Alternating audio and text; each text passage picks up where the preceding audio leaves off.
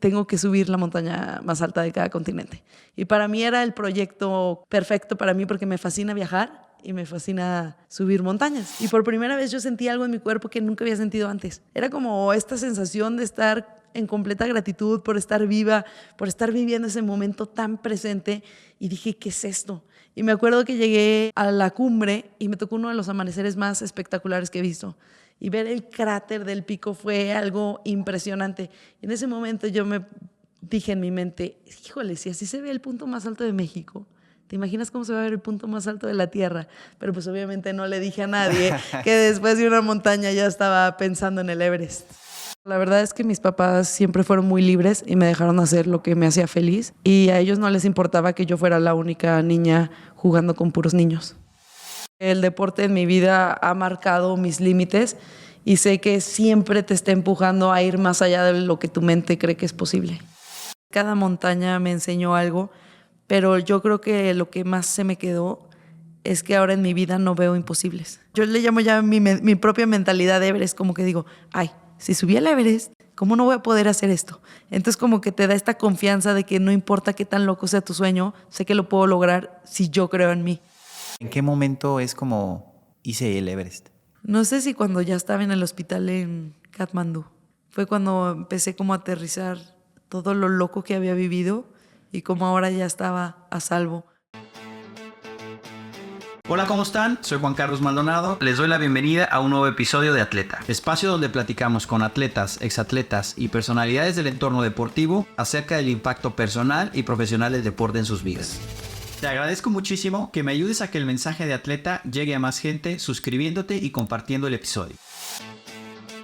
Hoy tenemos como invitada a Andrea Dorantes, montañista, quien antes de conquistar los Seven Summits recibió y aceptó una invitación de una universidad en Estados Unidos para jugar fútbol y perseguir lo que hasta ese momento era su sueño, hasta que decidió transferirse para explorar los deportes extremos y de aventura. La pasión y gusto llegó a tal que en 2023 se convirtió en la mujer latinoamericana más joven en conquistar el pico más alto de los 7 continentes si separamos América en norte y sur. En estas conquistas destacan el Everest, el Denali antes McKinley, el Aconcagua y una expedición que hizo en la Antártida hasta el Polo Sur. En esta conversación hablamos acerca de no tener miedo de perseguir y luchar por tu felicidad, entender que los límites y miedos están solo en nuestra mente, lo peligroso que es darle más importancia a la validación social que personal y aprovechar y disfrutar cada momento de vida que tenemos. Sin más preámbulo, los dejo con el episodio, espero lo disfruten.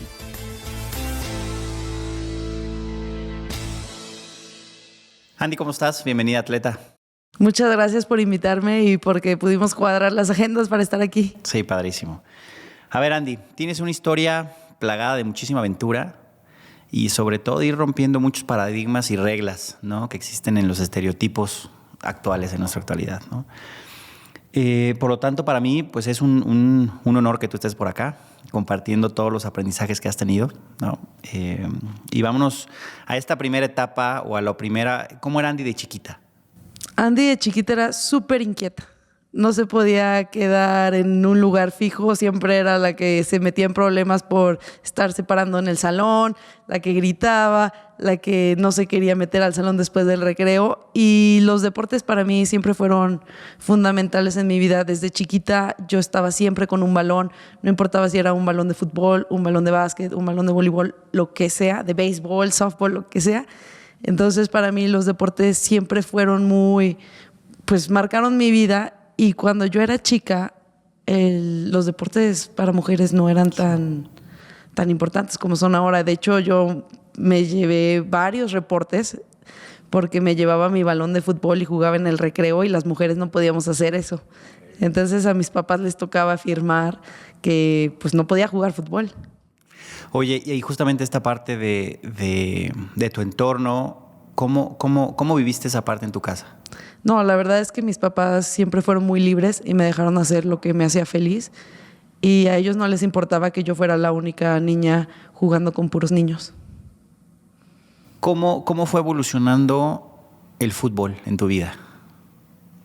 Pues empecé a crecer y me empecé a clavar más. Antes era más básquetbol, okay. Pero cuando me fui a estudiar en primaria y secundaria a Estados Unidos, ahí me di cuenta que el soccer femenil era otro nivel y a mí me fascinó, y desde ese momento a mí se me metió la espinita de irme a estudiar la carrera allá, porque sabía que iba a alcanzar el nivel más competitivo que hay en el mundo. Entonces, regresando, segundo de secundaria, tercero de secundaria, me enfoco para poder obtener una beca y poder estudiar en el TEC de Monterrey, estar en el equipo representativo de ahí. Me graduó de prepa y consigo la beca para irme a Estados Unidos. Sí, empezaste a sentir ya de alguna manera lo competitivo, porque estás justamente cruzando fechas y tiempos en donde todavía ni siquiera había liga de fútbol mexicana, ¿no? Porque finalmente la Liga de Fútbol Mexicana nace en 2017 y tú en esas épocas has de haber sido 2013, 14, 15, por ahí más o menos, Sí, ¿no? yo me gradué de prepa en el 2015 y el fútbol profesional aquí en México ni siquiera se veía para cuándo. Te vas, siempre viste, digo, ahorita lo estás mencionando de alguna manera, ¿siempre viste el deporte como un medio para evolucionar? Sí. Sí, yo creo que el deporte en mi vida ha marcado mis límites y sé que siempre te está empujando a ir más allá de lo que tu mente cree que es posible. Y en ese momento, el ver la posibilidad de a través de una beca, en este caso en Estados Unidos o demás, porque es bien importante entender que el deporte finalmente no nada, parte del proceso también incluye esa parte en donde finalmente la preparación como algo medular e importantísimo, pues es una parte de evolución, ¿no? Siempre lo viste como quiero una beca en Estados Unidos a través del deporte, a través en este caso del fútbol. Sí, siempre.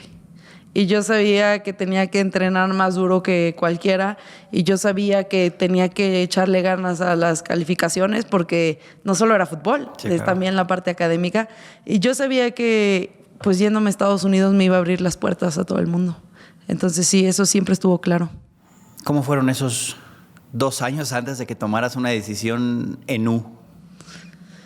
Pues fueron de disciplina, de entrega, de compromiso y a veces a lo mejor la gente puede ver mi vida y decir no aprovechaste los mejores años que son la prepa, porque es donde empiezas a ir a fiestas. Sí, sí. Pero pues para mí yo lo disfruté al máximo jugando fútbol porque era lo que más me gustaba y donde estaba toda mi atención. Combinar estudio con deporte ahí en college, finalmente, ¿cómo fue eso para ti? La verdad es que siempre me fue muy bien académicamente. Okay. Y pues hay que balancearlo. Y yo sabía la importancia de tener buenas calificaciones, entonces nunca comprometí una cosa por la otra.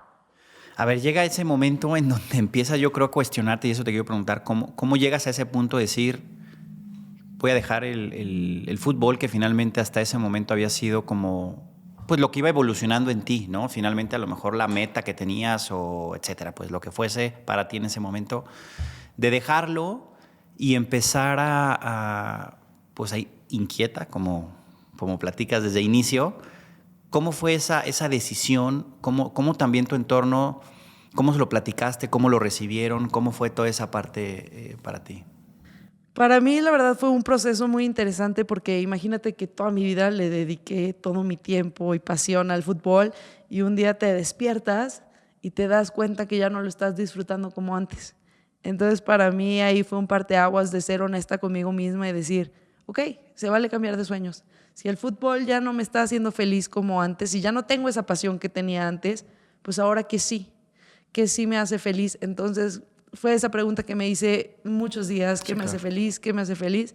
Y dije, ¿sabes qué? Si ya no voy a jugar fútbol, ok, ahora a mí me fascina esquiar y quiero aprovechar que estoy en Estados Unidos para poder esquiar. Entonces, lo siguiente que hice fue buscar una universidad cerca de una montaña de esquiar y esa fue mi prioridad. Pero lo que aprendí durante todo este proceso fue pues dejar a un lado las expectativas que había de mí y sobre todo las proyecciones, porque pues tú firmas con la universidad, sí, te comprometes a estar jugando 4 años y enfrentar a los entrenadores y decirles, ¿sabes qué? Yo ya hasta aquí llegué, enfrentar a mis compañeras y también pues a mis papás, porque ellos están haciendo un sacrificio para que yo esté estudiando en Estados Unidos, me han apoyado con este sueño y de la nada decirles, ¿saben qué? Ya hasta aquí llegué yo, ya me voy a ir a esquiar mejor. Entonces, fue padre para mí que mis papás me apoyaron y me dijeron, órale, si es lo que te hace feliz, si vas a luchar por eso, adelante, nosotros te apoyamos y pues ahí es donde para mí cambió todo. ¿Y cómo, digo, finalmente platicas el tema este de la esquiada, pero tenías claro como, porque en el fútbol es muy claro, ¿no? A lo mejor estás jugando en college y a lo mejor vamos a ganar este torneo universitario de NCAA o en alguna parte o en alguna división o ascender a la siguiente división, etcétera, y después vete tú a saber, porque en Estados Unidos está mucho más expuesto el fútbol. Pues tenías a lo mejor la meta, a lo mejor de jugar allá o lo que fuese, ¿no? Acá, ¿cómo? Porque pues finalmente eres de metas, ¿no? O objetivos, pues. ¿Cómo te trazaste ese camino? O en ese momento cuando tomaste dijiste, a ver, voy a investigar y voy cómo va este tema. Sí, yo no sabía mucho y no tenía un objetivo claro porque sabía que no quería competir en esquí. No había ninguna disciplina en esquí que me fascinara para hacerlo. Más bien fue simplemente porque me hacía feliz.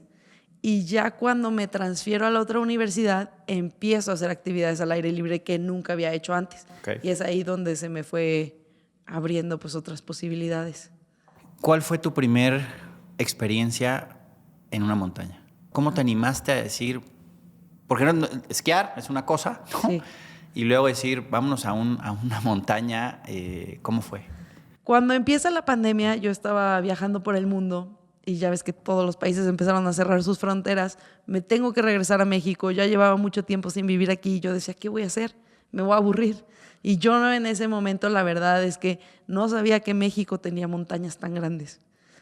Entonces hice unos amigos y me invitaron al Pico de Orizaba. Como yo no sabía ni dónde estaba ni cuánto medía, pues se me hizo fácil decir sí, porque a mí siempre me ha gustado la aventura. Entonces pues sonaba padrísimo que ellos me decían, vamos a subir una montaña, la más alta de México. Entonces dije, va, yo jalo. Y claro que entrené creo que 2 meses, pero siempre he tenido una buena condición física. Estabas activa. Estaba activa y llegamos a Tlachichuca, que es el pueblo donde están las faldas del pico, y yo me acuerdo voltear hacia arriba y vi un cono gigante y yo decía, ¿cómo voy a subir hasta allá? O sea, sí fue una cosa imponente, pero pues decía, ya llegué hasta acá, voy a dar lo mejor de mí, no tenía ninguna expectativa y pues la verdad, ya empezando el ascenso, me sorprendí de la increíble experiencia que fue todo. Y es ahí donde me clavé. ¿Y cómo te fuiste sintiendo? Tanto física como mental. Digo que es diferente a las que me vas a platicar en un ratito, pero ¿cómo te fuiste sintiendo físicamente con el tema de la altura, etcétera, pues? La verdad es que físicamente mi cuerpo se adapta muy bien a la altura, entonces en el Pico de Orizaba ese no fue un factor a considerar y emocionalmente fue algo increíble. O sea, te puedo decir que de las mejores sensaciones que he tenido en mi vida fue en octubre del 2020 y era luna llena. Entonces me acuerdo que empezamos a subir y ver todas las estrellas, la luna alumbraba la montaña y por primera vez yo sentí algo en mi cuerpo que nunca había sentido antes. Era como esta sensación de estar en completa gratitud por estar viva, por estar viviendo ese momento tan presente y dije, ¿qué es esto? Y me acuerdo que llegué a la cumbre y me tocó uno de los amaneceres más espectaculares que he visto. Y ver el cráter del pico fue algo impresionante. Y en ese momento yo me dije en mi mente, híjole, si así se ve el punto más alto de México, ¿te imaginas cómo se va a ver el punto más alto de la Tierra? Pero pues obviamente no le dije a nadie que después de una montaña ya estaba pensando en el Everest. Sí. ¿Tenías idea de una vez que fuiste al Pico de Orizaba, ya una vez que fuiste que decidiste ir y demás, la experiencia te fue llevando a pensar eso? ¿O ya tenías una idea que más o menos querías aquello? Pues yo creo que a mí cuando se me mete una idea es muy difícil sacarla. Entonces yo siempre digo, híjole, pues ya se me metió esa idea y ahí se va a quedar hasta que lo haga. Y pasaron unos meses después del Pico de Orizaba, me invitaron a Ecuador a subir otras montañas y yo tampoco tenía ni idea que Ecuador tenía montañas grandes. Voy y ahí es donde me doy cuenta que mi cuerpo reacciona muy bien a la altura. Sí, fuiste consciente ya de sí. Pues de ese atributo, ¿no? Porque sí. Finalmente... Sí, porque lo que pasa mucho en el montañismo es que a lo mejor tienes muy buena condición física, pero si no tienes esa característica de que tu cuerpo se puede adaptar a esas alturas, no la vas a pasar nada bien y hasta puedes poner tu vida en riesgo. ¿Y estas montañas en Ecuador, más o menos de qué alturas eran? Pues la más alta que subí allá fue el Chimborazo, que mide 6,200. Entonces fue mi primer 6,000. Ok. A ver, y luego pasa esto, ¿y en qué momento o por qué o cómo es que te planteas hacer lo que hiciste, o sea, hacer los famosos 7 Summits, plantearte subir los 7 picos más altos de cada continente, entendiendo que se divide el de América en 2, ¿no? Sí, América del Norte y América del Sur. ¿Cómo? Mira, regreso de Ecuador, cambio maletas y luego me voy a Estados Unidos a pasar la temporada de esquiar. Okay. Y ya estaba a punto de regresar a México y no tenía plan. Como que siempre en mi vida había un plan, un proyecto, no tenía trabajo. Y en ese momento yo estaba leyendo un libro que se llama Higher Love. Es de una chava que fue la primera persona en subir los 7 Summits y los bajó esquiando. Órale. Y estaba leyendo el libro y me acuerdo que hay una parte que dice, el 15 de abril decidí subir los 7 Summits. Y yo estaba como perdida en el tiempo, no sabía ni qué mes era. Y volteo a ver mi reloj y veo 15 de abril. No puede ser. Y después, no sé por qué me llegó esto de, se me fueron los ojos a la página. Y era la página 99. Y en eso yo luego me meto a Google. Significado del número 99. Y lo primero que me sale, tiene que ver con el propósito de tu vida. Y como que fue de esas veces que yo misma, yo creo que me hice esas señales para poder justificar lo que sabía que quería hacer. Entonces en ese momento digo, ¿sabes qué? Tengo que subir la montaña más alta de cada continente. Y para mí era el proyecto perfecto para mí porque me fascina viajar y me fascina subir montañas. Entonces dije, pues lo voy a combinar y lo voy a hacer. Y lo que dije fue, lo voy a hacer en menos de 2 años. Porque sentía que si no ponía un límite de tiempo, se me podían ir los días y no lo iba a hacer. Entonces así, fue muy loco, pero así empezó. Y una vez que dices va y te decides finalmente y ya lo pones en tu, pues ahora sí que en tu abecedario, ¿qué hiciste después? Pues fue muy chistoso porque yo estaba en Idaho y volé a Houston y de Houston a León. Y justo en Houston me encuentro una amiga que venía del campamento base, del Everest. Y con ella subí mi primera montaña. Entonces se llama Katy. Yo le digo, Katy, es que tú eres mi madrina de montaña. Y me la encuentro en el aeropuerto de Houston. Ella viene de Nepal, todo el brete del Everest. Y la veo y me dice, lo primero que me dijo cuando me vio fue, tienes que subir el Everest. Entonces para mí fue de que, mira, no está tan loco. Y a ella le conté, ¿sabes qué? Lo voy a hacer. Pero ya llegando a León, pues regresas a la realidad. Y es muy loco pensar que pues he subido 4 montañas en mi vida y ahora quiero subir la más alta de cada continente. Entonces fue pues una curva de aprendizaje muy grande para mí porque fue empezar a aterrizar el proyecto, fue levantar capital, fue vender mi potencial, fue organizarme con fechas para que todo saliera como lo planeaba. Y bueno, tomé el primer paso, que a veces ese es el más difícil, y yo empecé el proyecto en mayo y en septiembre ya estaba subiendo la primera. ¿Cómo? O sea, la parte, por ejemplo, del financiamiento, pero aunado también a... Y ahorita te voy a preguntar en tu entorno, ¿no? O sea, ¿cómo tomó o más bien me voy a regresar tantito. Una vez que llegas con tus papás o con tu entorno y demás, y les planteas lo que vas a hacer, ¿qué te dijeron? Pues yo creo que pensaron que era un chiste, que no lo iba a hacer en serio. Pero algo que ha sido muy padre de mi entorno es que ya no se asustan con mis loqueras, que ya saben que tienen que estar de mi lado porque aunque me digan que no, lo voy a hacer. Entonces es muy padre saber que tengo el apoyo de ellos. ¿Cómo te asesoraste en la preparación una vez que te planteaste esta idea? ¿No? Vamos a plantearlo así. Pues la verdad es que fue muy loco porque yo en ese momento no conocía a nadie que lo hubiera hecho. Entonces me sentía como muy perdida. Por ejemplo, en México ahorita somos 8 mujeres mexicanas que hemos subido el Everest. Entonces no somos tantas. Sí, ¿no? Entonces encontrar como esa información, alguien que te aconseje fue difícil. Pero bueno, subes una montaña, conoces gente y la comunidad es muy chiquita. Entonces una te va llevando a la otra y así es como fue todo. ¿Cómo fue esa primera montaña? ¿Cuál fue la primera montaña? ¿Cuál fue? Fue el Kilimanjaro en África. ¿Y cómo fue esa experiencia? Pues fue una experiencia padre porque empezaba el reto en un continente que nunca había ido, un continente que tiene una cultura muy diferente a la que estamos acostumbrados. Y fue un ascenso de 7 días. La verdad, la montaña no es complicada, no es técnica.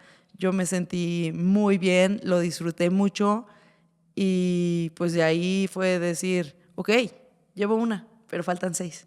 Y esa experiencia de esa primera montaña, porque tú lo mencionas como fácil, o no es que sea fácil, pero ¿cómo empezaste a convivir con lo que se vive en una montaña? O sea, ¿cómo empezó tu parte interior como ir entendiendo de lo que se trata? Porque finalmente no tenías mucha experiencia, pues habías subido 4 montañas, ¿no? Sí, solo 4. Te pregunto mucho de la primera montaña, porque obviamente después vas evolucionando, ¿no? O fue evolucionando, pero ¿cómo fue esa parte de irte conociendo a ti misma en esas situaciones? Pues para mí fue como un clavado hacia adentro, porque en la montaña hay mucho tiempo para hacer introspección. Entonces estás tú solo, caminando, te absorbe el ambiente y pues entras como en un estado de meditación porque en verdad estás muy, muy presente y no puedes dejar que los pensamientos negativos te lleven. Entonces, pues para mí fue ir aprendiendo a estar presente, a dejar a un lado todos los distractores y a tener que lidiar con lo que la montaña te va a enfrentar. ¿Para ti qué es el tema de ir rompiendo barreras? El tema de ir rompiendo barreras para mí es cada vez ir más lejos de lo que piensas que puedes llegar. Y rompes una barrera y va a haber otra. Y la vas a romper y va a haber otra. Entonces como que siempre vas a ir rompiendo tus propias barreras porque nosotros mismos no las ponemos. Llega este monte, me voy a brincar un poquito, al ¿qué es para ti o qué fue para ti la experiencia de subir el McKinsey o el Denali? El Denali fue mi montaña favorita de las 7. Fue una experiencia increíble porque es un lugar muy, muy remoto. Sales de un pueblito que se llama Talkeetna, en Alaska, donde apenas hay una tiendita donde puedes conseguir cerveza y papitas, no más. Agarras una avioneta, aterrizas en un glaciar. Lo primero ves montañas y montañas y montañas y tú dices, ¿hasta dónde voy? Sí. Y de la nada ya aterrizas en un glaciar. Y me acuerdo que nos bajamos y pues el avión recoge a la gente que ya terminó y los veíamos flacos y quemados. Y yo en ese momento dije, lo que me espera aquí. Pero es llevártela un día a la vez y disfruté muchísimo el proceso. La verdad es que fuimos muy afortunados con el clima, porque en el Denali, si te toca una tormenta de varios días, es para ponerte... Pues se dice que es la montaña más fría del mundo, ¿no? Sí, es muy fría, pero te digo, nosotros tuvimos mucha suerte. ¿Y cómo fue? ¿Sentiste esta parte en donde se dice que la bajada es más compleja que la subida? Ya físicamente, hasta ese momento en estas montañas o en esta experiencia que ibas teniendo, físicamente en algún punto te sentiste que, ay, híjole, esto en lo que me estoy metiendo, o todavía en ese momento... Pues en el Denali la bajada para mí fue lo más increíble porque me llevé mis esquís. No esquié desde la cumbre, pero del campamento 4 hasta donde te recoge el avión me lo aventé esquiando. Entonces para mí te puedo decir que de todos los momentos de las Seven Summits, esquiar el Denali fue de las cosas más increíbles que he hecho en mi vida. Entonces la bajada ahí la disfruté muchísimo, pero normalmente en cualquier montaña la bajada ya vas destrozado y es donde pasan la mayoría de los accidentes. Entonces pues tienes que sacar esa fuerza en ti de decir, ya sé que es horrible bajar, te duelen las uñas, te duelen las rodillas, pero pues mi vida depende de esto. Después te vas a esta en la Antártida, en donde haces creo que 2 expediciones simultáneas. Bueno, obviamente te vas a una y luego a la otra. Sí. ¿Cómo fue esa experiencia en la Antártida? La Antártida es mi continente favorito porque es un lugar pues más remoto que el Denali. En el Denali de repente sí ves gente, pero en la Antártida, bueno, en la costa sí hay pingüinos y animales, pero ya más adentro en el continente no sobrevive nada. Ni siquiera hay bacterias, no hay nada. Entonces, pues estar en un lugar tan remoto, yo tuve la oportunidad, como lo decías, de hacer 2 expediciones. Una fue esquiar de la latitud 89 al Polo Sur, que soy la primera mexicana en hacer eso. Entonces, pues imagínate estar parado en el Polo Sur, no dimensionas dónde estás. O sea, el Polo Sur es muy loco. Y ya después de esa expedición de 10 días, fui al Monte Vinson, que es la montaña más alta de la Antártida, y también fue una experiencia increíble. Andy, platícame qué hiciste en Noruega. Fíjate que a Noruega fui a probarme porque cuando regreso de la Antártida se me ocurre hacer un reto que es hacer 1,130 kilómetros en la Antártida sola. Esto fue entre Everest Y Antártida. y Antártica. Ok. Entonces yo fui a la Antártida en diciembre, enero, regreso a México en enero y digo, es que esto de la Antártida a mí me fascina, quiero regresar algún día y hacer esta expedición yo sola. Y sabía que si quería en verdad hacerlo, pues me tenía que probar en Noruega para saber si estaba lista para hacer una expedición tan larga, porque duras aproximadamente entre 50 y 60 días en hacer este reto que les platico. Y me conocí unos noruegos que me invitan y me dicen, vente a Noruega, pruébate 7 días y a ver cómo te sientes, y de ahí ya ves si verdaderamente lo quieres hacer o no. Entonces vuelo a Noruega hasta a un pueblito que se llama Lakselv, que es chiquititito, es todavía más arriba de Tromsø, ya está arriba del Círculo Polar Ártico. Conozco a un noruego que me presta todo el equipo, el trineo, los esquís. Voy a una tienda, compro la comida que necesito para esos días y me regala un mapa, mi amigo noruego, y me dice, pues tú marca tu ruta. Es invierno, entonces pues todo está cubierto de nieve, hazle como quieras. Y yo en ese momento, la verdad, nunca había estado en una expedición donde yo tuviera que hacer toda la navegación, ni siquiera sabía usar una brújula en ese momento, pero pues él me dijo, la mejor manera de aprender es cuando estés ya allá afuera. Entonces yo agarré una pluma, empecé a marcar como 15 puntos en el mapa, saqué las coordenadas, las puse en el GPS. O sea, ¿no te ayudó nada? No, nada. Solo sabías que era punto A a punto B y cómo. Como sea. Y ya puse los puntos en el mapa, los agregué al GPS.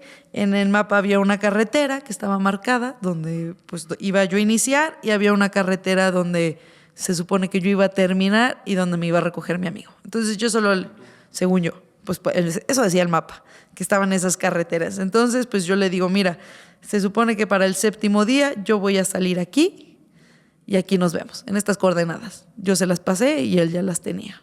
Entonces, bueno, me lleva, bajo mis cosas, me amarro el trineo, empiezo a dar mis primeros pasos, voy siguiendo lo que me dice mi GPS, y esas 3 horas del comienzo de esta expedición yo no podía creer lo que estaba haciendo.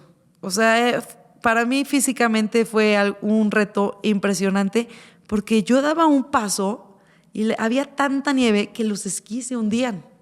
Entonces imagínate, estás jalando un trineo de 50, 60 kilos y tú das otro paso y se te hunde el esquí, y después había como muchos arbustos y se me estaba atorando el trineo, y después había una subidita y no la podía subir, y yo decía, ¿cómo voy a sobrevivir 7 días aquí si ni siquiera puedo avanzar 10 metros y ya pasaron 3 horas? Y de verdad ahí fue me cuestioné de que me doy la vuelta y le marco a mi amigo y de plano le digo que no pude, o qué hago. Y después dije, a ver, esta montaña no la puedo subir porque no había manera, o sea, la inercia del trineo era demasiada, me jalaba. Dije, pues la voy a rodear. Entonces ya empiezo a rodear la montaña, empiezo a avanzar. La primera noche se me congelan los esquís dentro de las botas. No me podía sacarlas. Era una frustración porque no me podía quitar los esquís. Montar la casa de campaña con ese viento. Era invierno en Noruega, entonces oscurece muy temprano, todo ya está oscuro. Yo estoy en medio de la nada. Terminas cansadísimo después de todo un día jalando un trineo. Llegas. Pero a ver, montas tu casa de campaña. Y después tienes que poner mucha nieve alrededor de la casa de campaña para que el viento no se la lleve, porque los vientos son fuertísimos. Pero estás con los guantes, con los mitones. Tienes que ser súper cuidadoso de que siempre esté amarrada a la casa de campaña algo, porque si por algo se te zafa de las manos y se te va a tu casa, se acabó. Se acabó. Entonces, pues es estar muy consciente, ser muy metódico de cada cosita. Entonces tienes que desarrollar, a ver, qué es lo primero que voy a hacer, lo segundo, lo tercero. Entonces desarrollas un sistema que funciona para ti. Te digo, montas la casa de campaña, después pones nieve alrededor, después ya estás cansadísimo, tienes que ir por nieve, empezar a derretirla, pues para poder comer y hidratarte bien. Pones tu sleeping bag, esperas a que se derrita el hielo, comes, te hidratas y duermes como bebé. Al día siguiente te despiertas, empacas tus cosas, pones todo en el trineo y a seguir adelante. Oye, animales, digo, en esas zonas y latitudes. Yo solo el último día vi renos, Okay. pero no hay muchos animales. Así avancé día tras día. Fueron días muy duros, de mucho frío. Las temperaturas no eran tan bajas, yo puedo decir entre -10, -15, pero es un frío muy húmedo. Entonces se siente... ¿Cómo es eso? Por ejemplo, en la Antártida es muy frío, pero es el continente más seco de todos. Entonces el frío seco no se siente tanto como el frío húmedo. El frío húmedo es como si te entrara directo a los huesos y duele feo. Y todas las cosas, por ejemplo, yo colgaba mis guantes en la casa de campaña y los guantes amanecen tiesos, de que con hielo. Entonces tienes que ser muy cuidadoso de todas tus cosas. Y así avancé, sin ver a nadie en todo ese tiempo. La verdad es que fue una experiencia increíble porque estás en un lugar tan remoto, estás muy presente, sabes que depende 100% de ti, nadie va a ir ahí a salvarte, a darte de comer, a montar tu casa de campaña, nada.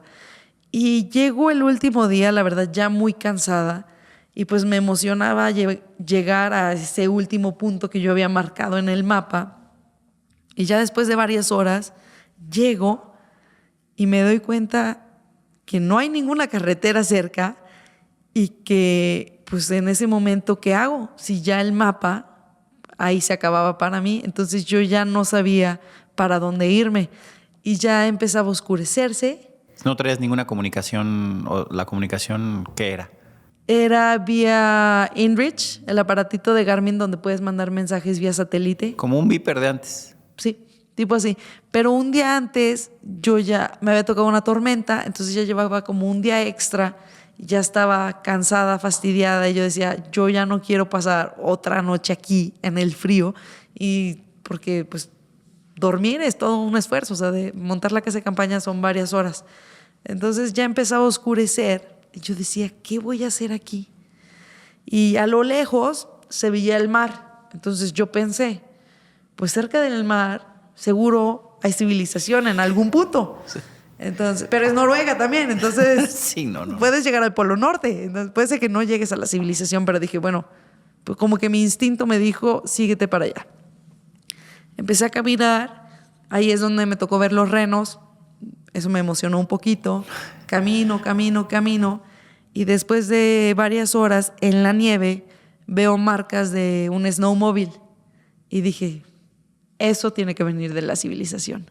Entonces empecé a seguir esas marcas como 1 o 2 horas y de la nada doy con una casita, como una cabaña. Y claro que toco y tuve la suerte de que sí había gente, era una pareja de noruegos. Y claro que me ven desde la ventana y no entendían qué hacía una niña. Y después cuando empezaron a dimensionar la historia, a ver, ¿qué hace una mexicana sola jalando un trineo en el Círculo Polar Ártico? O sea, como que de verdad no dimensionaban lo que estaba pasando. Y en esa expedición se me rompió el cargador de mi iPhone. Entonces toda la expedición estuve sin teléfono y ya no tenía manera de pues escribirle a mi amigo. Ellos me prestaron un cargador, me dieron de comer, probé cosas pues que comen allá, que es el corazón de venado. ¿Y rico? ¿O ya era un asunto de hambre, necesito comer? Pues yo creo que en ese momento todo sabía rico. Pero estuvo padre porque pues, aprendí un poquito más de esa cultura y ya a las pocas horas le pude mandar la ubicación a mi amigo y él ya pasó por mí ahí. Pero tuve suerte porque esos noruegos que me rescataron solo van a esa cabañita una vez por semana para alimentar a sus renos. Entonces tuve suerte de que justo ese día estaban ahí. Pero a ver, ¿cómo ¿Cómo te planteas una experiencia como estas en donde no tienes el mecanismo porque finalmente era como una prueba, un entrenamiento, ¿no? Sí. El mecanismo como de seguridad de decir, ¿a quién le hablo si se me atora? ¿Qué pasaba si en ese momento no encontrabas esa casita? Digo, y ahora sí como preguntándote qué pasaba. ¿Era hasta que encontraras algo o el mensaje no salía? ¿El frío? ¿Cómo? Yo tenía comida extra como para 2, 3 días más. Entonces hubieras tenido que racionar esa comida pues para decir, no sé cuándo voy a salir de estas. Mi vuelo chance y lo pierdo. Ay, estoy preocupada por el vuelo. El vuelo chance y lo pierdo. Pero sí encontrar la manera de mandar mis coordenadas, o sea, sacar mis coordenadas del GPS para poder mandárselas a mi amigo y ya en el peor de los casos que entren a rescatarme. Pues qué experiencia esa, ¿no, Andy? Sí, la verdad es que fue una experiencia increíble. Me di cuenta que disfruto mucho estar sola, porque yo soy una persona muy social, de que le puedo platicar hasta la basura, pero también sé que puedo estar completamente sola y que no necesito de nadie. Y en esas experiencias que estoy, pues, literal, sola, es donde más me conozco.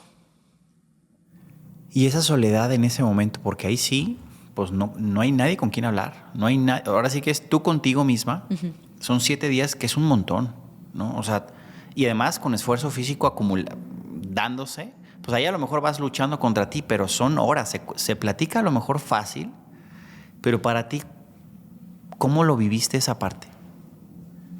La verdad lo disfruté muchísimo porque me di cuenta que me caigo muy bien, porque son varias horas de que pues estás con tu mente. Sí. Llega un momento que hasta empiezas a platicarte ya casi como si fueran 2 personas, pero es muy padre porque, como te decía, te vas conociendo más y físicamente es un reto muy grande. Esquías 10, 12 horas diarias, donde estás expuesta a un frío muy fuerte, entonces es ahí donde estás llevándote al límite, pero lo estás disfrutando. Está increíble esa historia, ¿eh? Sí, está padre. Qué locura, Andy. Y se viene el Everest. Se viene el Everest.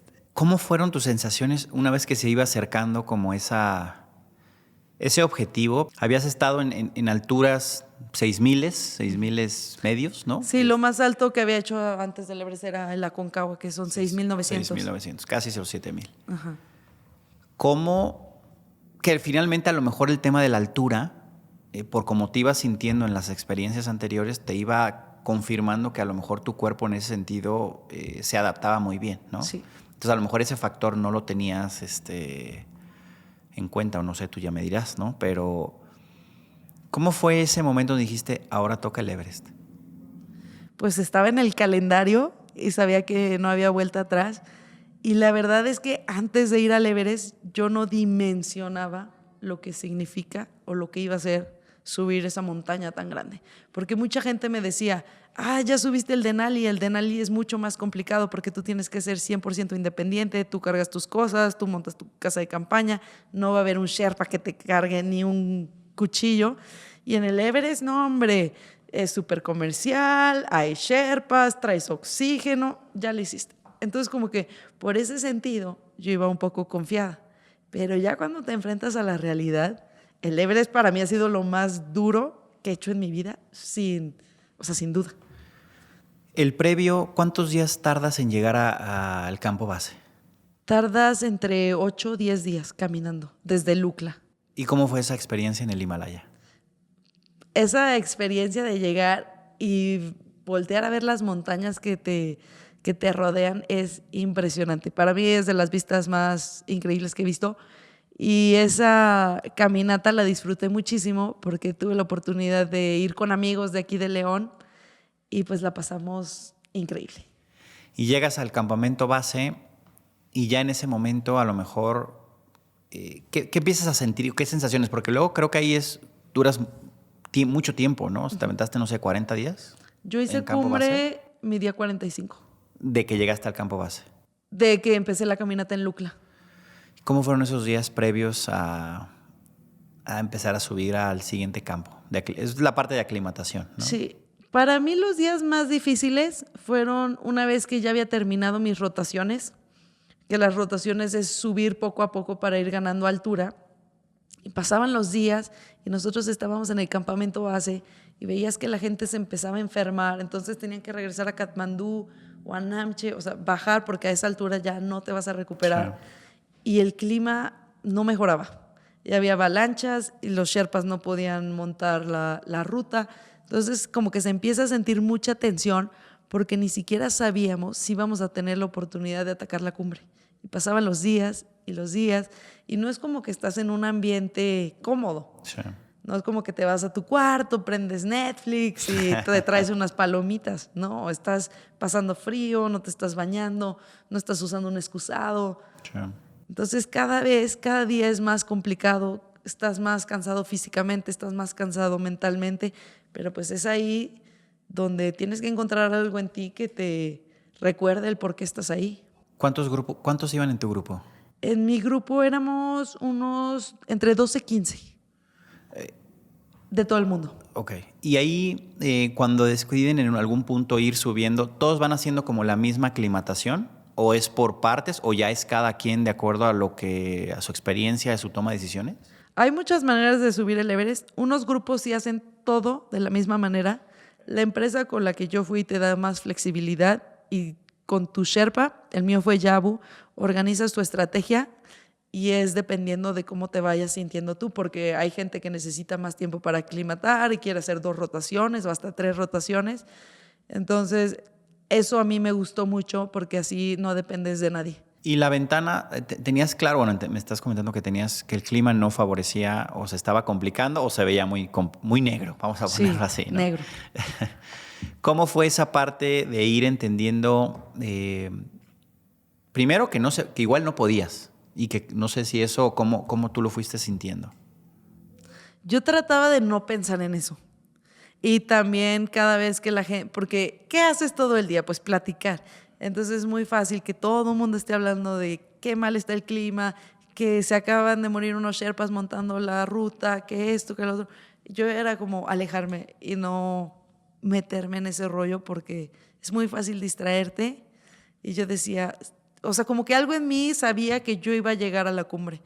Y mis papás, cuando yo me despedí de ellos en el aeropuerto, me veían tan confiada como si fuera a ir de día de campo a la Sierra de Lobos. Nunca como si fuera a ir al Everest. Y para mí no llegar a la cumbre nunca fue opción. Y la verdad no sé por qué tenía esa mentalidad. Si hay miles de factores que no están en tus manos que determinan que hagas cumbre o no. En el momento en que te avisan que se abrió un huequito, ¿no? De que la ventana o el clima, porque finalmente la ventana, ¿cuánto más o menos te avisaron que iba a durar? ¿O cómo funciona esa parte? Normalmente tienen que ser como 5 días buenos, pero tu día de cumbre es el que tiene que ser el mejor. En el momento que te avisan, ¿cuánto tiempo, ya finalmente estabas en campo 4? Creo que es campo, Es campamento 1. Ajá. Digo, campamento base. Cruzas el glaciar del Khumbu en la noche porque es la parte más peligrosa y quieres que el glaciar esté más estable. ¿Cómo es eso? El glaciar del Sí. Khumbu para mí fue mi parte favorita. Yo me sentía como... O sea, entre más difícil, entre más riesgoso, más lo disfrutabas. Es que es un terreno muy dinámico donde tienes que estar pues muy consciente de tu alrededor y saber que lo tienes que pasar lo más rápido posible. No te puedes tomar ningún break porque hay seracs, que los seracs son bloques de hielo del tamaño de edificios que en cualquier momento se pueden colapsar y se te cae esa cosa y ahí quedaste. Entonces, como te decía, es un terreno muy dinámico donde tienes que saltar grietas, tienes que cruzar las famosas escaleras, tienes que subir paredes de hielo. Entonces no te aburres. Y aparte imagínate la adrenalina de que pues lo tienes que hacer rápido. Y tu grupo en esa parte, en esa etapa, ¿cuántos, en esa parte cuando ya atraviesas ese glaciar, cuántos iban? ¿Los mismos? ¿12? No, es que no sé cuántos salieron conmigo, pero te decía, yo iba con Yabu, mi Sherpa. Ok, Entonces, tú finalmente... yo iba con Yabu. Ok. Sí había gente que salió conmigo, pero cada quien agarra su ritmo. Ah, ok. Entonces, no sé la cantidad. Entonces vas pasando este glaciar, porque luego mucha gente se entiende, a ver, ¿qué es escalar el Everest? ¿No? O sea, ¿o qué es subir el Everest? Es ir empinado para arriba y vas caminando y vas escalando, pero luego vas haciendo rappel y luego vas haciendo muchas cosas, ¿no? Sí. Pasas esta parte del glaciar que también entiendo que es, además de las escaleras, pues, digo, para que se entienda, las escaleras finalmente van de las grietas, cruzan las escaleras y van sobre las caminando o gateando, o cómo vas pasando las escaleras. Vas... Como puedas. No, vas caminando lentamente. Ok. Y tratas de no ver hacia abajo porque no ves el precipicio. O sea, no sabes cuánto mide esa grieta. Entonces, pues mentalmente es más fácil no mirar hacia abajo. Y ya lo cruzas y llegas al campamento 1. Ok. Del campamento 1, ahí te tomas un break, una sopa, un tecito y continúas al campamento 2. En la parte, perdón que me regrese, pero ¿cuántas veces en este proceso de aclimatación pasas ese glaciar? Yo lo pasé solamente 2 veces porque decidí hacer otra rotación en otra montaña. Para cuestiones de la altura, que fuese lo mismo, más no pasar por esa parte. Para prevenir riesgos. Ok. Pero hay gente que lo hace 3, 4 veces. Entonces ya depende de cómo se está adaptando tu cuerpo. Y después, una vez que llegas a ese campamento, ¿qué sigue? Del campamento 1 te vas directo al campamento 2. Esto ya es cuando es tu ataque a cumbre. Cuando estás haciendo las rotaciones, sí pasas una noche en el campamento 1, otra en el campamento 2. Pero aquí te saltas el campamento 1, te vas directo al campamento 2. Okay. Duermes en el campamento 2 y al día siguiente te vas al campamento 3. ¿Cuánto tiempo va pasando? O sea, por ejemplo, de que sales de campo base a llegas a campamento. En cruzar el glaciar, ¿cuánto te tardaste? Como entre 8 horas, 9 horas. O sea, 8 horas pero se te pasa volando. Divertidas, dices, sí, ¿no? Se pasa volando. Y del campamento 1 al campamento 2 son como 4 horas. Y esa parte es como la más fácil del Everest. Es muy plana, tienes que subir poquitas paredes y es relajado. ¿Y físicamente cómo te vas sintiendo ahí? O sea, vas avanzando, porque luego también se entiende esta parte que dices, ¿y cuánto avanzas? ¿No? La nieve, o no sé si en esta parte ya está muy cargada de nieve o no. ¿Cómo es esta parte? Pues la verdad, como pasa tanta gente, se va aplastando la nieve. Okay. Entonces, del campamento 1 al campamento 2, sorprendentemente lo más difícil es el calor. Porque tú traes ese trajezote gigante y pues es un glaciar. El sol pega con todo y se está reflejando y a mucha gente le da golpes de calor. Ah, de plano. Sí, así de plano. O sea, más que hipotermia, golpes de calor, que no te imaginarías eso jamás. Sí, ¿no? Pero se siente horrible y ya te sientes deshidratado y a esa altura no se te antoja ya tomar nada. Y una de las cosas más difíciles para mí en el Everest es que siempre tienes que tomar bebidas calientes porque derrites el hielo y tienes que hervir el agua para tomarla. Y yo no tomo café y no me gustan los tés. Entonces esa parte la sufrí feo. Una vez que llegas al campamento 4... ¿en qué momento tomas o te pones el oxígeno? ¿A qué altura? En el campamento, cuando sales ya del campamento 3, rumbo al campamento 4, que el campamento 3 está a 7,100 metros y está en la famosa pared del Lhotse. ¿Qué es la pared del Lhotse? La pared del Lhotse es que no me acuerdo exactamente cuánto mide, pero quiero decir como entre 500 y 600 metros, una pared vertical y es muy empinada. Y ahí, pues... ¿Cómo la subes? Pues sacando fuerza de no sé dónde. No, pero la vas subiendo como... Hay cuerdas y siempre usas el yumar, que el yumar es un aparato que atoras en la cuerda y te permite deslizarlo hacia arriba. Y en caso de que te resbales ya no se desliza hacia abajo. Entonces ahí se hace mucha fila y el chiste es pues agarrar buen ritmo para poder subirlo lo más rápido posible también. ¿Son 500 metros más o menos? ¿Cuánto tiempo tardaste en subir eso? Yo creo que la pared del Lhotse la subí como en unas 4 horas. Y llegas finalmente al campo 4.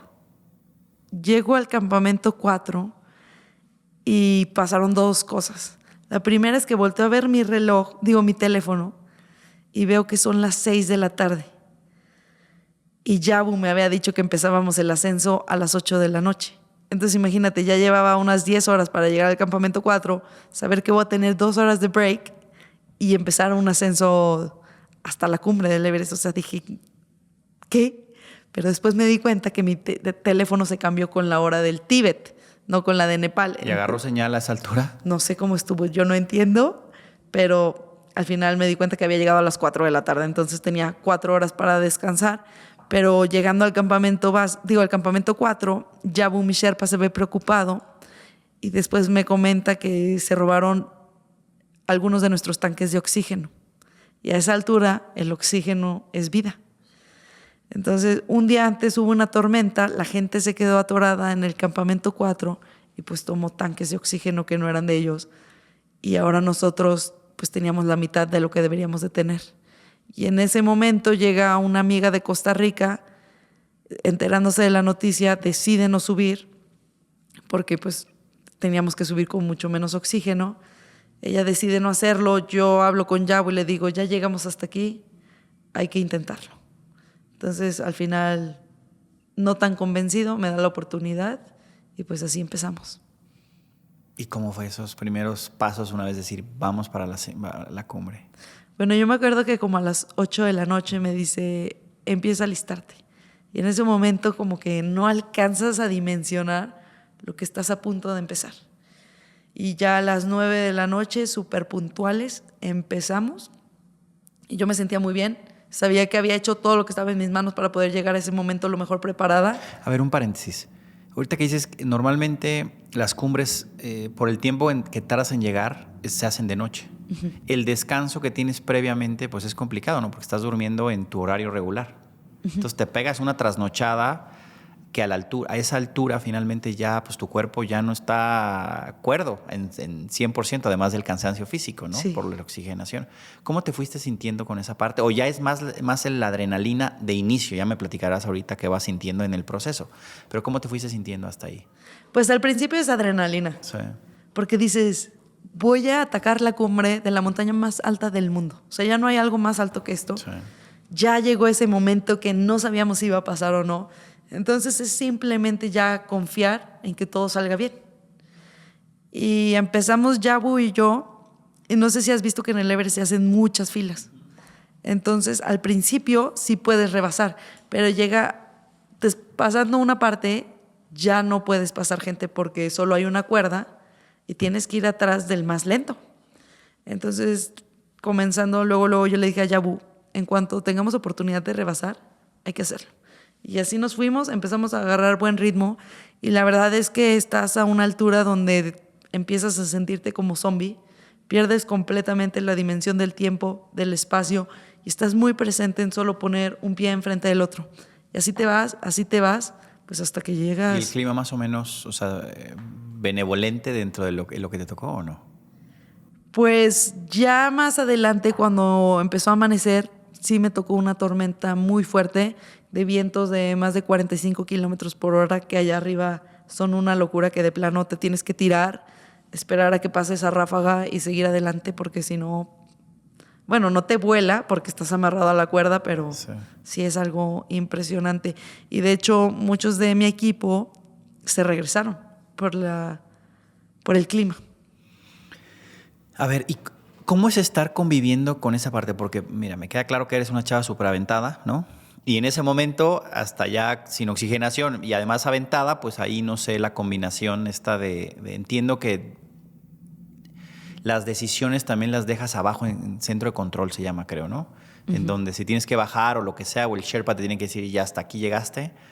El estar conviviendo y viendo pues a tu entorno, porque vas viendo pues gente lastimada seguramente, vas viendo pues gente sufriendo, gente que no puede dar un paso más. ¿Cómo fue estar tú conviviendo con esas sensaciones externas, pero que a la vez pues las absorbes o las puedes llegar a absorber?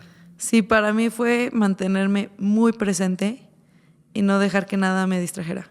Porque, pues sí, ves gente sufrir, ves gente perder la vida y tú tienes que cruzarlos para seguir adelante. Y también en ese momento, hubo un momento que yo me cruzo a un compañero de equipo con muchos años de experiencia él ya bajando y yo le pregunto, ¿hiciste cumbre? Y me dice, no, la tormenta está imposible hoy. Y ahí es donde tuve que tomar una decisión importante y decir, o confío en él, en su toma de decisión, o yo sigo. Y para mí la verdad fue fácil decir, ya llegué hasta aquí, me la voy a jugar. ¿A qué distancia estabas? Ya estaba a 1 hora de la cumbre. Estaba justo en la cumbre sur, que está a 8,800 metros. Entonces imagínate saber que te faltan 48 metros de desnivel y saber que la gente se está dando la vuelta porque el clima allá arriba es una locura. Es algo fuerte. ¿Y cómo? A ver, ¿y sí estaba alguien de locura? Sí. Sí, yo llegué a la cumbre y te puedo decir que no sé si estuve 5 minutos, máximo, pero yo creo que unos 3 minutos. Y traté de tomar una foto. Mi teléfono estaba congelado, saqué la GoPro con las pilas enduro, 3 oportunidades, nada. Y yo todo el tiempo que bajé, cuando empecé a bajar, pensé que no tenía ni una prueba de que había estado ahí, porque mi cámara ya no funcionaba y se me había trabado la pila. Entonces fue una situación muy frustrante bajar porque físicamente ya iba exhausta. Contigo, cuando tomas tú esa decisión de sí atacar cumbre, ¿alguien más te acompañó además de tu Sherpa o solamente iban ustedes dos tomando esa decisión en contra de a lo mejor de toda la gente que se estaba regresando? Solo fuimos mi Sherpa y yo. Entonces eso fue algo muy especial de llegar a la cumbre, porque hoy en día la cumbre del Everest está llena. Y llegamos y nosotros dos éramos los únicos en ese momento ahí. ¿Y alcanzabas a ver? Sí, pero no tengo tanta claridad de ese momento. ¿Qué sentiste? Híjole, es que esta respuesta yo creo que decepciona a la mayoría porque estás en un estado tan loco que no dimensionas dónde estás, no sabes qué estás haciendo.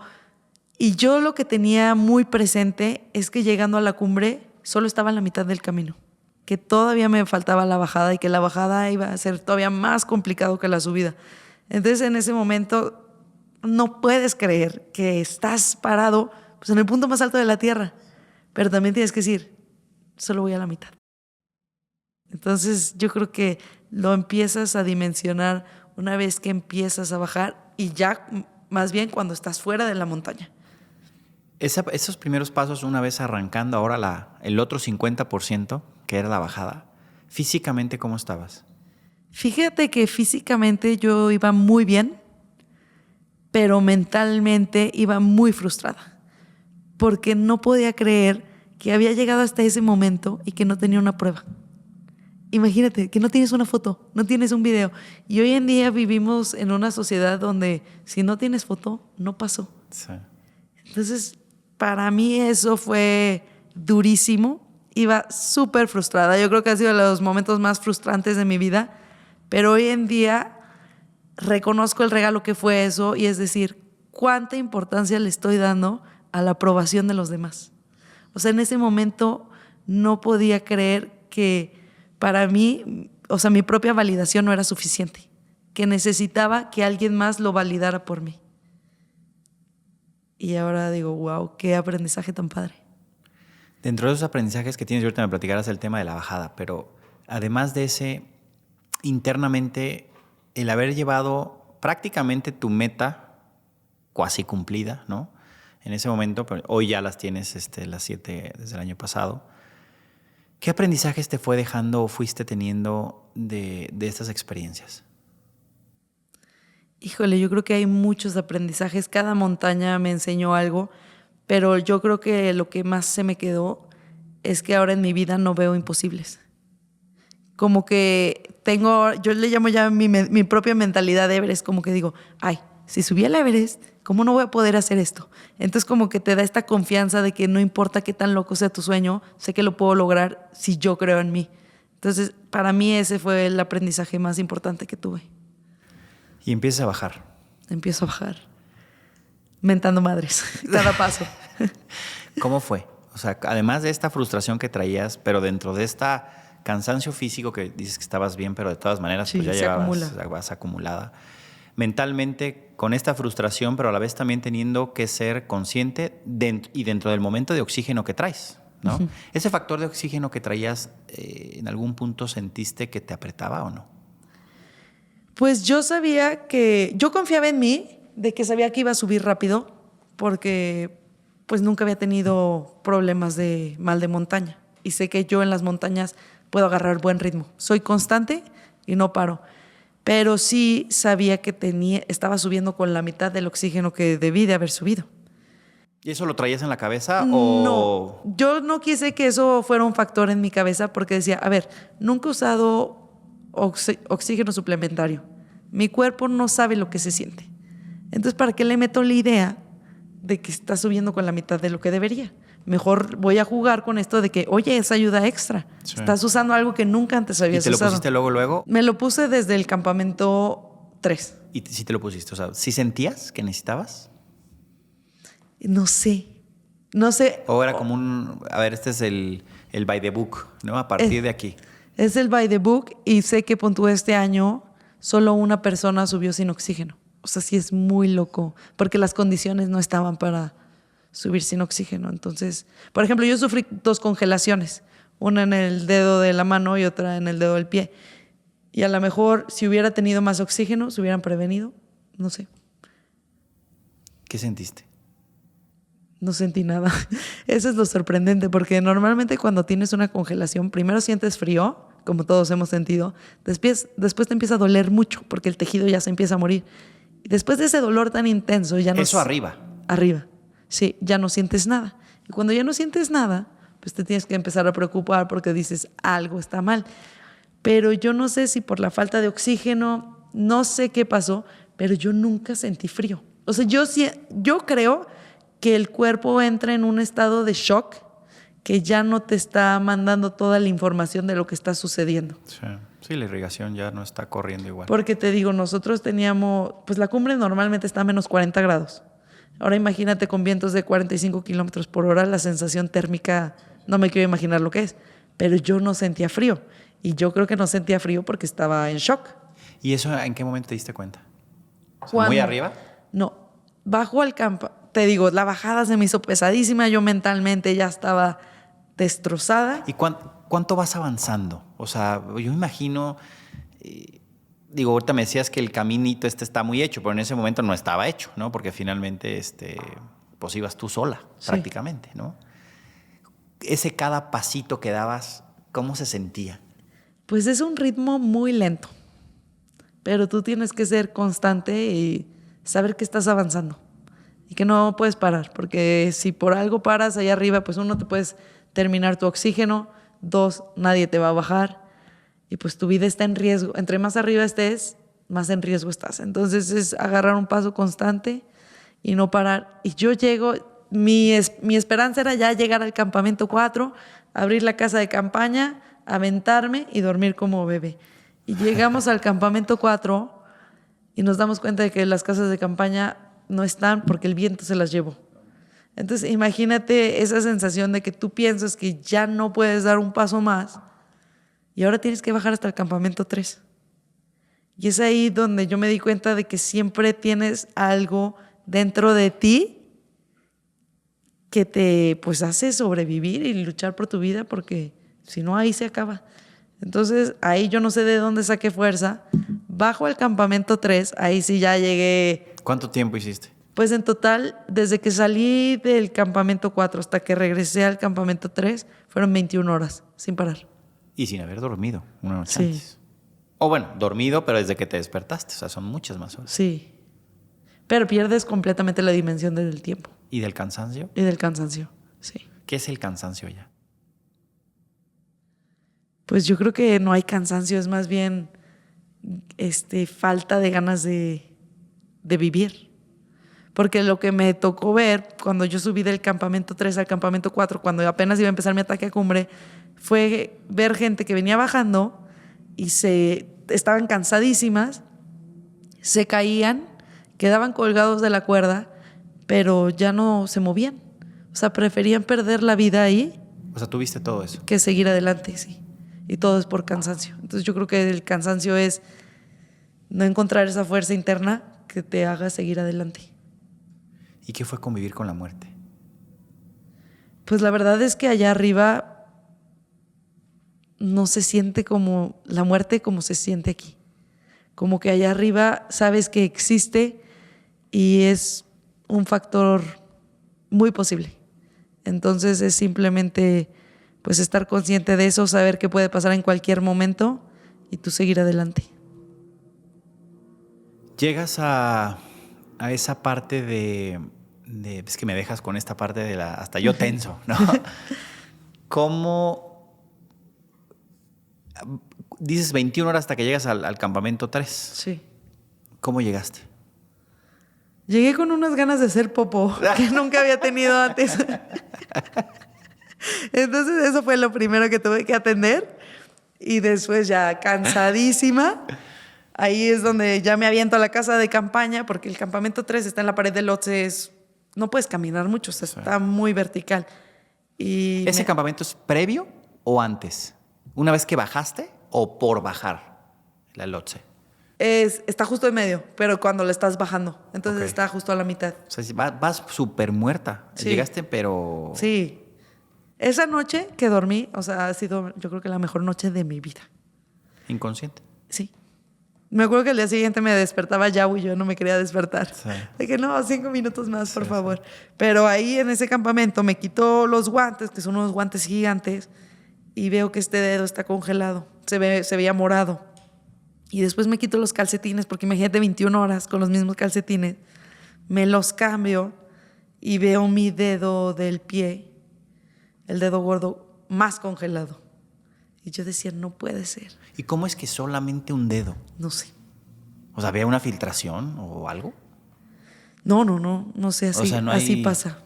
Pero puede ser que el dedo chiquito pues es el que menos circulación le llega. Puede ser.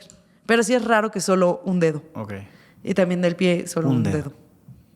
Y ya me quito el calcetín, veo ese dedo, pero como que estás tan cansado que no alcanzas a dimensionar pues los peligros que hay de tener 2 congelaciones.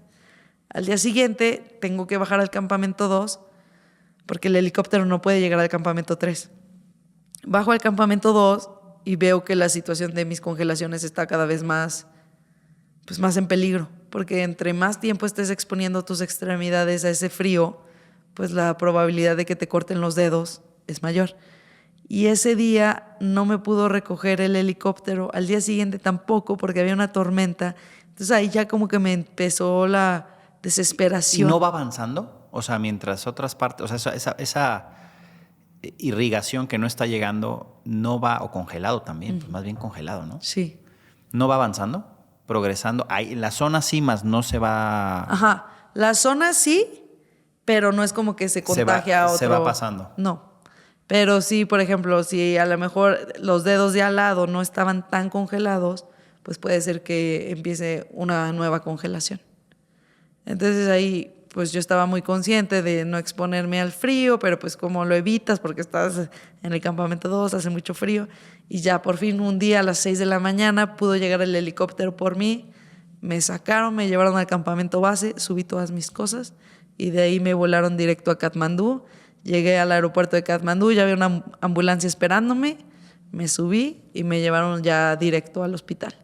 Y llegar al hospital y que me dieran esa ropita de enferma fue lo mejor que me ha pasado en mi vida. Imagínate quitarte esos térmicos después de tantos días. Okay. Oye, ¿y en qué momento... Digo, ahorita decías, ¿en qué momento supiste que sí tenías una foto?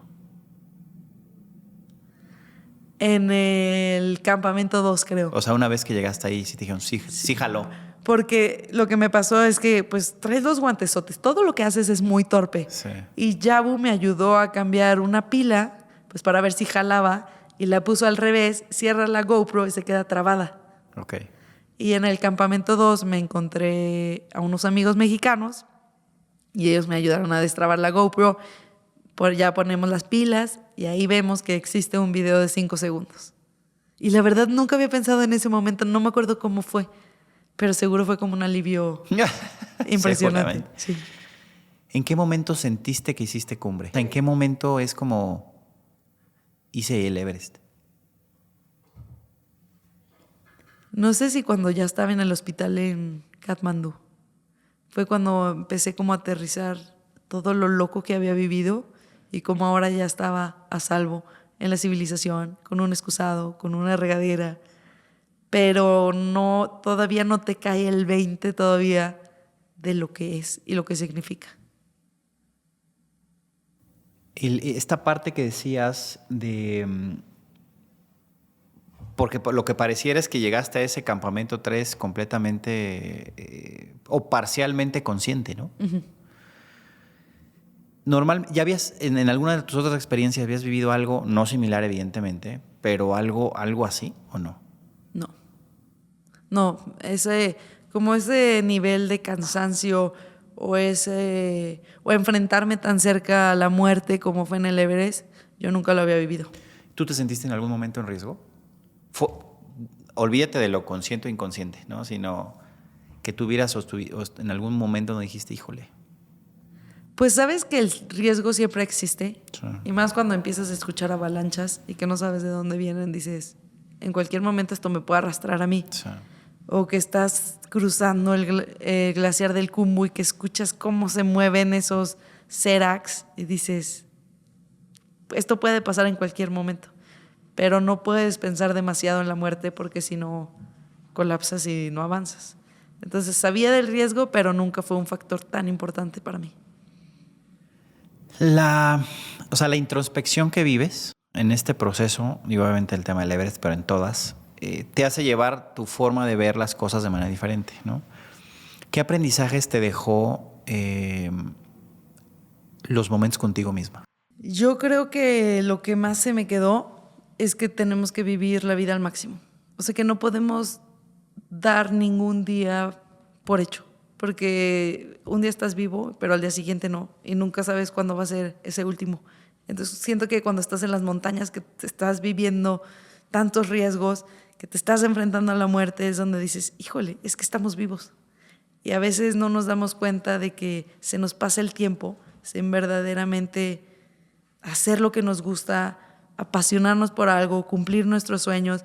Y yo creo que tener esas experiencias de estar yo sola, por ejemplo, en el Círculo Polar Ártico, esquiar al Polo Sur, subir el Everest, todas estas experiencias hoy me reafirman que si estoy viva, pues voy a tratar de hacer o tener la mayor cantidad de experiencias posibles. Después de que bajas y estás en el hospital en esta sensación maravillosa, ¿no? Te quedaba todavía una más, ¿no? Sí. El Everest lo haces en mayo y después te vas a Rusia en agosto, que ahí es cuando cumples tus 2 años de metas. ¿Cómo fue ese planteamiento hacia esa última cumbre de esa parte de tu reto? Pues esa cumbre fue complicada, uno, porque no sabía si las congelaciones iban a estar listas para poder enfrentarse otra vez al frío, y la otra es por la situación actual en Rusia. Entonces conseguir la visa fue un poco complicado, conseguir guías, estando aquí sin poder entrenar, simplemente me enfocaba en, pues no perder los dedos, y 2, pues que se recuperaran lo mejor posible. Esa vivencia que tú tuviste del Everest, como ya la global, ¿no? Esta parte que dices, fue la más difícil, ¿no? O sea, vienes de una situación en donde te pusiste a prueba en muchísimos sentidos. ¿Cómo repercutió en las sensaciones para ir por ese último reto? Pues yo veía ya el Bruce como la cereza del pastel. De que yo decía, ya hice lo más difícil. Obviamente nunca debes de ir confiado a una montaña, pero sabía que el riesgo era mucho menor, que eran mucho menos días de expedición y que ya simplemente tenía que ir a disfrutarla. A decir, este proyecto que se veía tan lejano, lo estoy cumpliendo. Voy a subir las 7 en un solo intento, porque eso es algo increíble también, porque muchas montañas a veces te dicen no y tienes que regresar e intentarlas otra vez. Entonces como que todo se dio de una manera muy mágica, y cuando yo llegué a Rusia fue simplemente decir, ya estoy hasta acá, pues ahora sí toca solo disfrutar. ¿Y cómo fue? La verdad es que es Rusia, nunca había ido, me sorprendió la gente, me la pasé increíble. Sí fue un poco extraña la situación en la que se vive, porque no hay nada de marcas extranjeras, no puedes usar tarjetas, entonces Fue diferente, me tuve que adaptar, pero la gente, increíble, la comida irreal. Entonces, como que todo se dio perfecto para disfrutar esa montaña. ¿Y cómo fue la subida? La subida no fue nada complicada, la verdad. Mide 5,600, que es casi un pico de Orizaba. Sí. Y esa montaña es fría. Pero nos tocó... Un día no pudimos... Íbamos a hacer cumbre un día antes, pero por viento no pudimos. Entonces mejor nos regresamos. Dijimos, no hay necesidad, tenemos tiempo. ¿Y ya estabas bien? O sea, ya... Iba muy protegida. Por ejemplo, me llevé las botas del Everest, buenos calcetines. O sea, no quería arriesgarlo porque cuando sufres congelaciones, pues quedan sensibles tus extremidades. Entonces cada vez es más fácil de que vuelvas a sufrirlo. Entonces iba muy protegida. Por eso te digo, el día que había mucho viento dijimos, no hay que arriesgarlo. Nos esperamos a que el clima mejore. Y al día siguiente empezamos el ascenso, no me acuerdo si a las 3 de la mañana o a las 2. Y me acuerdo que llegamos a la cumbre justo al amanecer. Solo iba una guía, un amigo de San Luis Potosí y yo. Teníamos la cumbre para nosotros solos. Pues disfrutarla. Sí. Se logró ese gran reto de subir la montaña más alta de cada continente. Y pues... ¿Cuáles fueron tus sensaciones una vez que bajaste esa? No sé si ya lo pudiste disfrutar estando arriba en Rusia o empezarlo a disfrutar. Pero ya una vez que cumples ese reto, decir las 7 cumbres, pues la verdad es que está de locos, ¿no? Como dices tú, ¿no? ¿Cuáles fueron tus sensaciones personales?